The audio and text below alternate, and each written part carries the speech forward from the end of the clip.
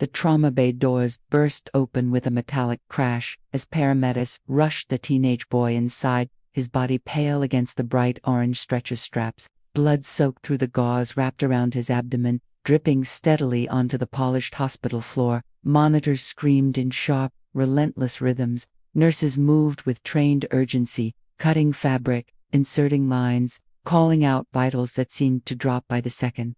Dr. Maya Bennett stepped forward, already gloved, already focused. Her voice cut cleanly through the chaos. BP 80/40 and falling, prepped for emergency laparotomy, cross-match now. She leaned over the boy, her movements precise, efficient. There was no hesitation in her eyes, no panic in her posture. Years of trauma surgery had carved calm into her bones. Then heavy footsteps pounded down the corridor. A tall man in an expensive suit shoved past a nurse, his tie hanging loose, his face flushed with fury and fear. "That's my son," he shouted. Security tried to hold him back, but he broke through the line and reached the doorway of the trauma bay just as Maya gave another instruction. Or two.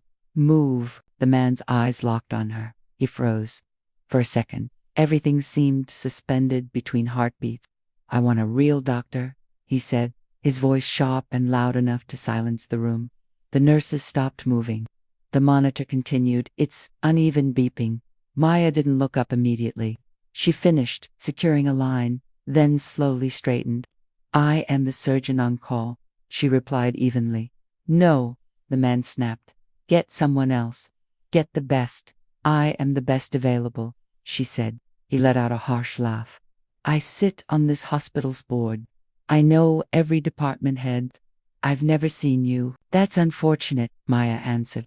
The boy groaned weakly, and the monitor dipped again. One of the residents shifted uncomfortably. "Sir, your son is losing blood. We need to operate now." The father's eyes never left Maya. "I said I want a real surgeon." The words hung heavy in the sterile air. Maya stepped closer to the stretcher. "You have 30 seconds, she said quietly. "After that, I move without your permission." "How dare you?" he hissed. "Do you know who I am?" "Yes," she replied. "You're a father with a dying child." Silence fell, thick and suffocating. A hospital administrator rushed in, breathless. "Mr. Whitmore, please not her." Whitmore balked. "Anyone but her." The administrator hesitated, glancing at Maya. "Sir, Dr. Bennett is chief of surgery." Whitmore blinked. "That's impossible." "She built the trauma department," the administrator added. Whitmore's face hardened. "I don't care what title she carries. My son deserves the best." Maya felt the familiar burn beneath her ribs, the one she had learned to cage. She removed her gloves slowly, letting them snap into the trash bin. "Clock's ticking," she said. The monitor emitted a long, ominous tone.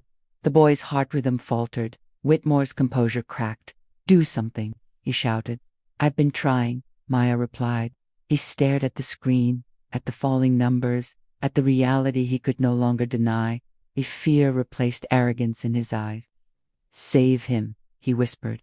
Maya stepped forward again, pulling on a fresh pair of gloves. "Move," she ordered.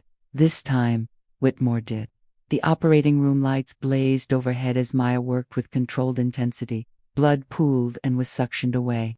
Instruments clinked against metal trays. Her team followed every command without question. Clump, more suction, pressure steady. Hours seemed to pass. In minutes, the bleeding slowed. The torn vessel was repaired. The numbers on the monitor climbed cautiously upward. When the final stitch was placed, Maya exhaled for the first time since the doors had burst open. "He'll live," she said. Outside the operating room, Whitmore stood pale and rigid. When Maya approached, he looked at her as if seeing her clearly for the first time. "You saved him," he muttered. "Yes," she answered. He opened his mouth, perhaps searching for gratitude, perhaps for pride. What came out instead was a strained nod. Maya didn't wait for thanks. The story spread before sunrise. Staff whispered in corridors. Someone had recorded the confrontation. By morning, hospital leadership demanded an emergency board meeting. Maya entered the boardroom in her white coat, still carrying the weight of the night. Whitmore sat at the long mahogany table, avoiding her gaze. The hospital director cleared his throat. "There are serious concerns regarding conduct in the trauma unit." Maya folded her hands calmly. There are serious concerns regarding bias in this institution. A few board members shifted uncomfortably. She placed a thin folder on the table. Formal complaints, 3 years' worth. Nurses overlooked for promotion. Residents reassigned after speaking up. My own credentials questioned repeatedly. Whitmore stiffened. This isn't about that. It is, Maya said. It's about the assumption that skill looks a certain way. The room fell silent. I built this trauma center from the ground up, she continued. Secured funding, designed protocols, reduced mortality rates by 12% in 2 years. Several board members glanced at the statistics projected on the screen behind her. And yet, she added, last night, I was told to find a real doctor. Whitmore's jaw tightened. I was emotional. You were certain, she corrected gently. The director spoke carefully. Mr. Whitmore, your behavior has raised legal and ethical concerns. The door opened quietly, and a nurse stepped in with a tablet. The video is trending, she whispered. Murmurs rippled through the room. Whitmore looked cornered now, smaller than he had in the trauma bay. I panicked, he insisted. Not every father would question the surgeon's legitimacy before her skill, Maya said. A long pause settled over the table. Finally, one of the senior board members spoke. This hospital stands for excellence. If we allow bias to dictate care, we fail that mission. Whitmore pushed back his chair abruptly. You're choosing her over me. We're choosing integrity, the director replied. The vote was swift. Whitmore's resignation was accepted before the meeting adjourned. Weeks later, the hospital corridors felt different. Conversations were quieter but more honest. Policies were reviewed. Hiring practices scrutinized. Promotions reevaluated. Maya returned to her routine rounds at dawn, surgeries before noon, mentoring residents in the afternoons. She didn't seek applause, she sought progress. One afternoon a knock sounded on her office door. A teenage boy stepped inside, his movements cautious but steady. A faint scar traced his abdomen. Hi, he said softly. Maya smiled. How are you feeling? Alive, he answered. Because of you. She gestured for him to sit. That was always the goal. He hesitated. Nadad. He's been different. People can change, she said. He nodded. I just wanted to say thank you. Maya looked at him not as a symbol, not as a victory, but as a patient. You're welcome. After he left, she stood by her office window overlooking the city skyline. Ambulances moved in and out of the emergency entrance below. Life and death continued their relentless dance. She knew there would be other battles, other assumptions, other moments where her authority would be tested before it was trusted. But she also knew this. When the doors burst open and chaos rushed in, skill spoke louder than prejudice, and she would always answer that call. The backlash did not fade the way scandals usually did. It grew. News outlets picked up the story within 48 hours. The headline wasn't about a miraculous surgery or a teenage survivor. It was about a father who had tried to block a surgeon from saving his son because he didn't believe she looked the part. The grainy video clip spread across screens nationwide. In it, Maya stood, composed, steady, unshaken, while a powerful man demanded someone else. The public saw what the staff had already known. She never flinched. Invitations to speak at medical conferences poured in. Advocacy groups asked her to lead panels on equity in healthcare. Medical schools requested guest lectures. For the first time in years, her inbox was filled not with subtle challenges to her authority, but with open respect. She accepted some invitations, declined others. The operating room remained her priority. But attention brought resistance too. Anonymous emails questioned whether she had exaggerated the confrontation. Comment sections accused the hospital of exploiting a private family crisis. A few donors quietly threatened to withdraw funding if the hospital became too political. Maya read none of it. Instead, she focused on what the moment made possible.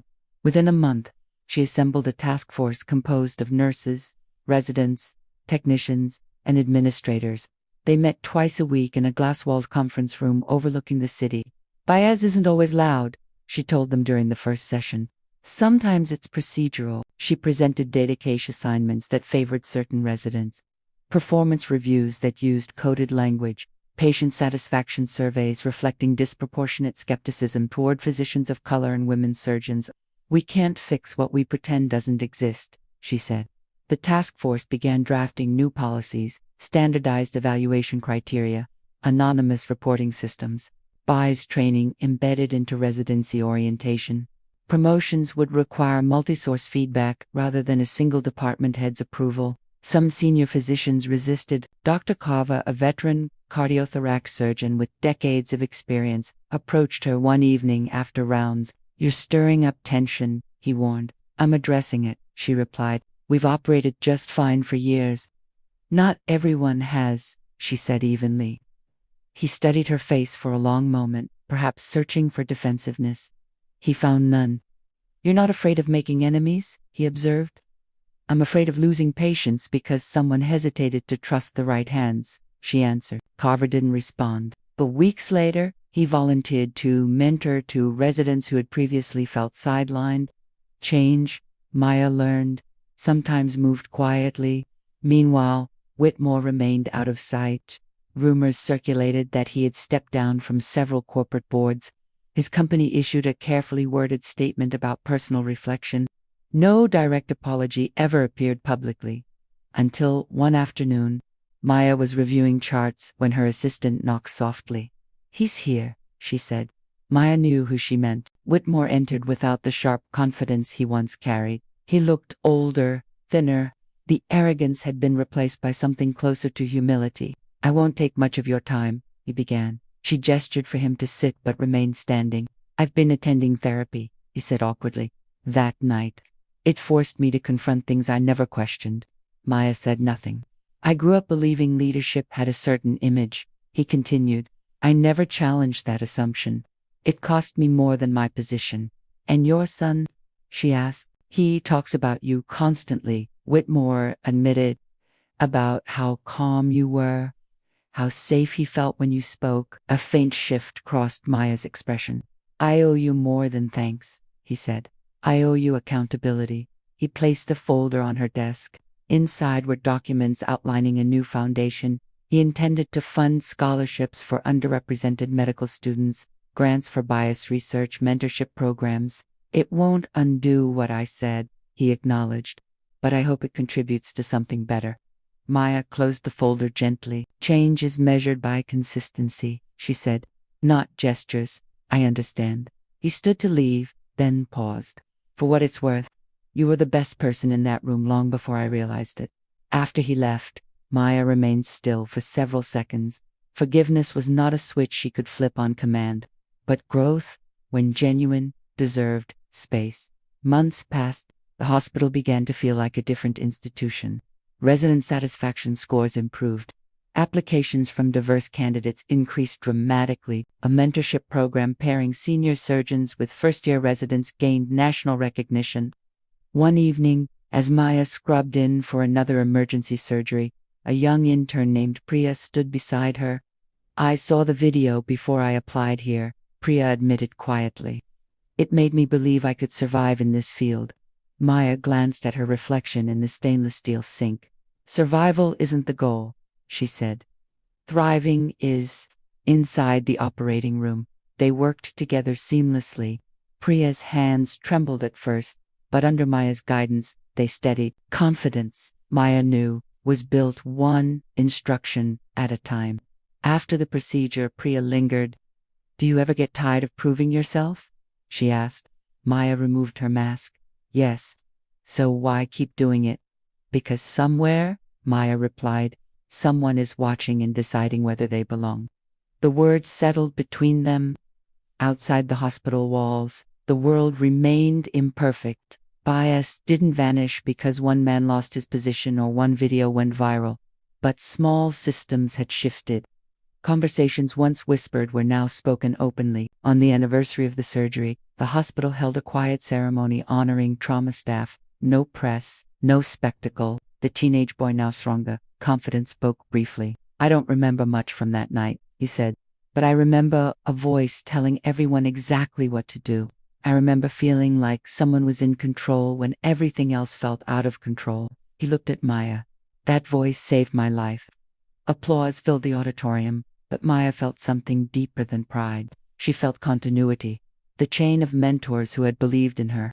The patients who had trusted her. the residents who would carry her lessons forward. Later that evening, as she walked through the emergency department, the familiar sound of ambulance sirens echoed outside. Another stretcher rolled in, another crisis unfolding. A nurse met her eyes. "We need you." Maya didn't hesitate. She stepped forward, gloves snapping into place, mind sharpening into focus. The room moved around her, trusting her commands without question. There would always be emergencies. Always moments when fear tried to speak louder than reason. Always individuals who carried unexamined assumptions. But there would also be skill, discipline, preparation, and the unshakable certainty that competence does not require permission. As the new patient was wheeled towards surgery, Maya caught her reflection briefly in the glass door, steady, composed, undeniably authoritative. No one asked for a real doctor this time. They already had one.